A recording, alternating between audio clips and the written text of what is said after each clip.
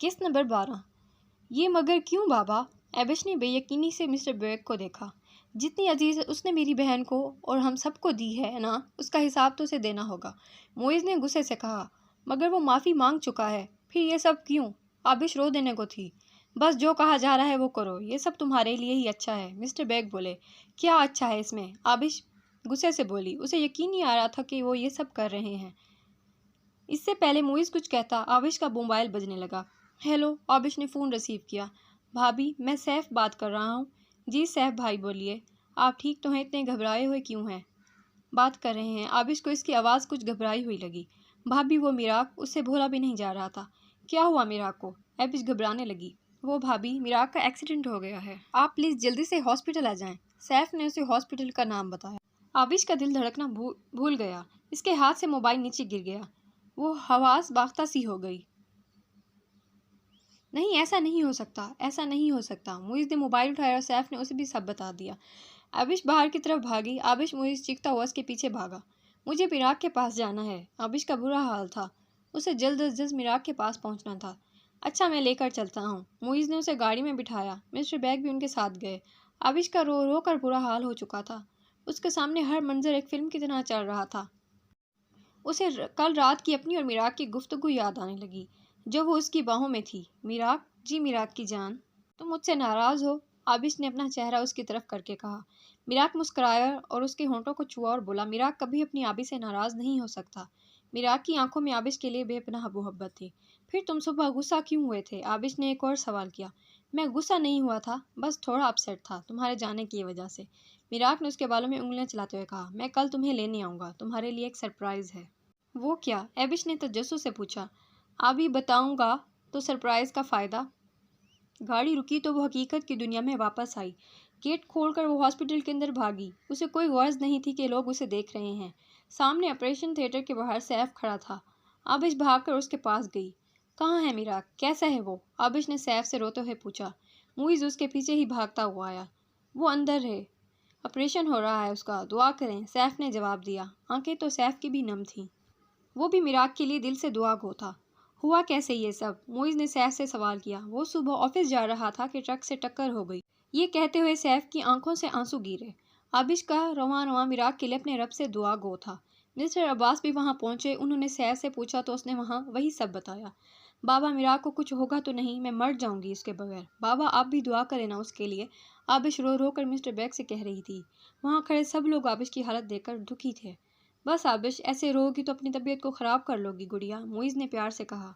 उसे समझाया और उसे अपने कंधे से लगाया। मिराक, आबिश ने मुइज़ की तरफ देखकर कहा। इससे आगे बोला ही नहीं जा रहा था। मिस्टर अब्बास उसके पास आए और आबिश के बराबर में बैठकर उसके कंधे पर हाथ रखकर उसे हौसला देने लगे। बेटा, इसे कुछ नहीं होगा, अल्लाह ने चाहा तो। बस चुप हो जाओ, शाबाश। आबिश सर झुकाकर बेआवाज़ रोने लगी। 3 घंटे के तवील इंतज़ार के बाद डॉक्टर ऑपरेशन थिएटर से बाहर आए तो आबिश दीवानावार डॉक्टर के पास गई। डॉक्टर, मिराक कैसे हैं? क्या मैं उसे देख सकती हूँ? आबिश ने एक से सवाल किया। ऑपरेशन तो हो गया है, मगर क्या? आबिश की सांसें अटक गईं। सर पर गहरी चोट आई है जिसकी वजह से प्रॉब्लम होगी। दुआ करें कि उन्हें होश आ जाए, नहीं तो वो कोमा में भी जा सकते हैं। मतलब आप कुछ करते क्यों नहीं? आप डॉक्टर हैं, आबिश ने कहा। हम कुछ नहीं कर सकते, डॉक्टर ने कहा तो आबिश गुस्से में आ गई और डॉक्टर का गिरेबान पकड़कर चीख कर बोली। कैसे कुछ नहीं कर सकते? हाँ, अगर मेरी मिराक को कुछ हुआ तो तुम्हें जिंदा नहीं छोड़ूंगी। वो गुस्से में आपे से बाहर हो गई। आबिश, छोड़ो इन्हें। मुइज़ ने उसे दूर किया। डॉक्टर से कहने लगा, मैं माफ़ी चाहता हूँ डॉक्टर साहब, वो परेशान है इसलिए ऐसा कर गई।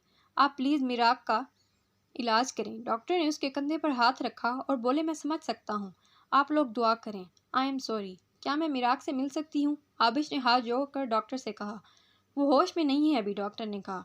मैं बस उसे देखूंगी, प्लीज़ मुझे मिलने दे। आबिश अभी भी हाथ जोड़े खड़ी थी। मिस्टर अब्बास डॉक्टर से बोले, प्लीज़ डॉक्टर, आबिश को मिलने दे, बस थोड़ी देर के लिए। ठीक है, मगर थोड़ी देर में डॉक्टर ने इजाज़त दे दी। आबिश अंदर आई तो मिराक सामने लेटा था। उसके माथे पर पट्टी बंधी हुई थी। आबिश की आंखों आगे का मंजर धुंधला गया। आबिश ने दोनों हाथों से अपनी आंखें रगड़ी और मिराक के पास गई। उसे इस हालत में देखकर आबिश का दिल कटकर रह गया। उसने मिराक का हाथ पकड़ा और अपने होंठों से लगाया और बोली, मिराक प्लीज़ उठ जाओ, मैं अब कभी तुम्हें तंग नहीं करूँगी, कभी झगड़ा भी नहीं करूँगी। फिर रुककर बोली, आई लव यू, मैं तुमसे बहुत प्यार करती हूँ, तुम मेरे साथ ऐसा नहीं कर सकते। तुमने کہا تھا کہ تم ہمیشہ میرے ساتھ رہو گے۔ تم نے کہا تھا کہ تم انتظار رہے گا میرے اظہار کا۔ محبت تو میں کرتی ہوں مراق عباس کہ مجھے محبت نہیں عشق ہے تم سے۔ آبش کے آنسو مراق کے گال پر گر رہے تھے، اس کی ہچکیاں بند ہو چکی تھیں۔ پھر وہ بولی، میں تمہارے لیے سب سے خاص اور سب سے اہم رہنا چاہتی ہوں۔ اتنے میں ڈاکٹر اندر آ کر بولے، آپ پلیز باہر جائیں۔ آبش نے مڑ کر مراق کو دیکھا اور جانے کے لیے آگے بڑھی تو مراق نے اس کا ہاتھ پکڑ لیا۔ آبش بجلی کی تیزی سے اس کی طرف آئی۔ مراق، آنکھیں کھولو۔ مراق، میں ہوں آبی۔ ڈاکٹر دیکھیں مراق کو۔ ڈاکٹر نے آبش کو باہر بھیجا، وہ باہر آ گئی۔ تھوڑی دیر میں ڈاکٹر باہر آئے تو سب ان کی طرف بڑھے۔ مبارک ہو، انہیں ہوش آ گیا ہے۔ آبش کی آنکھوں سے آنسو بہہ رہے تھے۔ وہ اپنے رب سے شکر گزار تھی، اس کے رب نے اس کی دعا قبول کی۔ میں ابھی آتی ہوں، آبش کہہ کر نماز پڑھنے چلی گئی۔ سب لوگ مراق سے ملنے اندر آئے، مگر وہ تو بس اپنی آبی کو ڈھونڈ رہا تھا۔ مراق بامشکل بول پا رہا تھا، آبی۔ سیف نے کان لگا کر سنا تو بولا، وہ آ رہی ہے، ابھی نماز پڑھنے گئی ہے۔ مراق نے آنکھیں بند کر لیں۔ بیٹا، آپ کیسا فیل کر رہے ہو؟ مسٹر عباس نے پوچھا۔ ٹھیک ہے، مراق نے آنکھیں کھول کر کہا۔ ڈرا دیا تم نے تو۔ ہم سب کو آبش کا تو بہت برا حال تھا۔ بہت اچھی بچی ہے، وہ تمہارے لیے بہت دعائیں کی اس نے۔ مسٹر عباس کے منہ سے آبش کے لیے کہے گئے جملے مراق کو حیران کر رہے تھے۔ وہ بس انہیں دیکھتا رہا، کچھ بولا نہیں۔ آبش اندر آئی تو سب نے مڑ کر اسے دیکھا، مگر آبش بس ایک شخص کو دیکھ رہی تھی۔ مسٹر عباس سب کو باہر لے گئے۔ کمرے میں بس مراق اور آبش تھے۔ آبش چلتی ہوئی اس کے پاس آئی اور نظریں جھکا کر کھڑی ہو گئی۔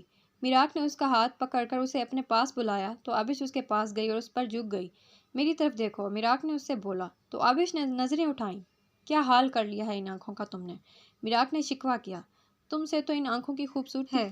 تم بہت برے ہو، ہر بار مجھے ستاتے ہو، رلاتے ہو۔ آبش روتے ہوئے بولی، مگر ابھی تو میں نے کچھ نہیں کیا۔ مراق معصوم سی شکل بنا کر بولا، اچھا یہ بتاؤ تم روئی کیوں، وہ بھی اتنا؟ مراق نے اس کی آنکھوں کو دیکھتے ہوئے کہا، مجھے لگا کہ تم مجھے اکیلا چھوڑ کر۔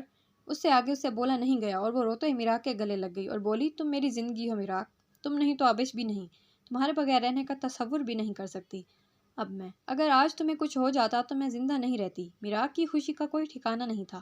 اتنی محبت کرتی ہو مجھ سے؟ مراق نے اس کی آنکھوں میں دیکھتے ہوئے پوچھا۔ محبت نہیں، عشق کرتی ہوں تم سے، اور مجھے یہ بار بار کہنے کی ضرورت نہیں ہے، کیونکہ میرا رشتہ تم سے لفظوں کا نہیں ہے۔ آبش کا اظہار محبت کر رہی تھی، اس کی سچائی اس کی آنکھوں سے عیاں تھی۔ معیز نے آبش کو گھر جانے کا کہا تو وہ بولی، نہیں، میں یہیں رہوں گی مراق کے پاس، تو تم صبح آ جانا، ابھی آرام کر لو، تھک گئی ہوگی۔ معیز نے اسے سمجھانا چاہا مگر اس نے منع کر دیا۔ بابا، اللہ نے ہمیں بہت بڑا گناہ کرنے سے بچا لیا ہے، معیز نے مسٹر بیگ سے کہا۔